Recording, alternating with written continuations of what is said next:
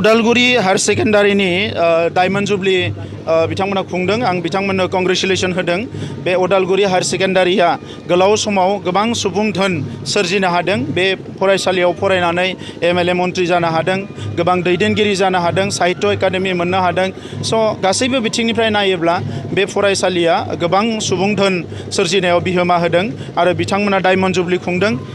बे diamond jubilee खुंखांनायनि उनाव फैबाय थानाय समाव बे ओनसोलनि फरायसाफोरखौ आरोबाव गोबां माखासे दैदेनगिरि सोरजिनायाव एबा सुबुं धोन सोरजिनायाव बे फरायसालिया गोबां खामानि मावनो हागोन आं बेखौ मिजिंथिदों।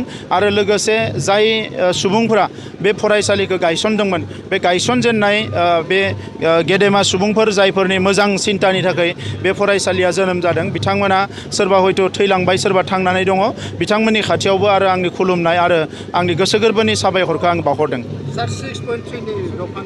6.3खौ लानानै गभर्नमेन्टजों खोब फ्रिकुवेन्ट रायलायबाय थानाय जादों। नाथाय खोथाया जाहैबाय मा, आसाम नाङैनो सोलोंथाइनि जेंनाया ओरैबायदि कमप्लिकेटेड जेंना, बेखौ सुस्रांनाया जोबोद गोब्राब। दा बेखौ लानानैनो नाजाबाय थानाय जादों। गंजि कलेज प्रभिन्सियेलाइज जानायनि लामायाव दङ, बिनि माखासे फर्मुला बरनबाय थादों। बिनि उनाव बाकिखिनि जि हाई स्कुल आरो हायार सेकेन्डारि दङ, बिनि खोथाखौ जों सावरायगोन। सोलोंथाइ मन्त्रि बिथाङा बावैसो बड'लेण्डआव थांदोंमोन आरो 4 अक्ट'आव फैबावगोन। बिथांमोनजों जों फ्रिकुवेन्टलि रायलायबाय थादों आरो 6 आरो 7 अक्ट'आव आङो चिफ मिनिस्टार बिथांजोंबो रायलायगोन जे बे 6.3 दफाखौ बोरैहाय थाबै इमप्लिमेन्ट खालामनो हायो। श्रीरामपुरनि सिन्डिकेटनि खोथाखौ लानानै गोबां बानसावनाय मुं सुलायनाय खोथा थांनाय 10 बोसोरनि टिभि चेनेल, पेपार, खौरांगिरिफोरखौ नायबाथाय नुगोन जे श्रीरामपुर गेटआव मा जादोंमोन जायाखैमोन। हाग्रामा महिलारि बिथाङा समाजखौ लानानै, ओनसोलखौ लानानै, रायजो राजाखौ लानानै जौगानायनि राजखान्थि खालामनो रोङा। ओंखायनो बिथाङा सोरखौबा दाय होनाय, मा होनाय, नङै बाथ्रा, नंखाय बाथ्राफोरखौ बुंनानै बानसावनानै राजनिति खालामो। आरो सिगांनि समाव मानसिफोरखौ सिगिनानै थाखा फैसाजों बायनानै राजनिति खालामदोंमोन आरो दायो बिथाङा नङै खोथाफोरखौ बुंनानै बेबायदि राजनिति खालामदों। दिनै श्रीरामपुर गेटआव थांनानै गसंहैबा नुगोन जे बेवहाय मा जादों जायाखै।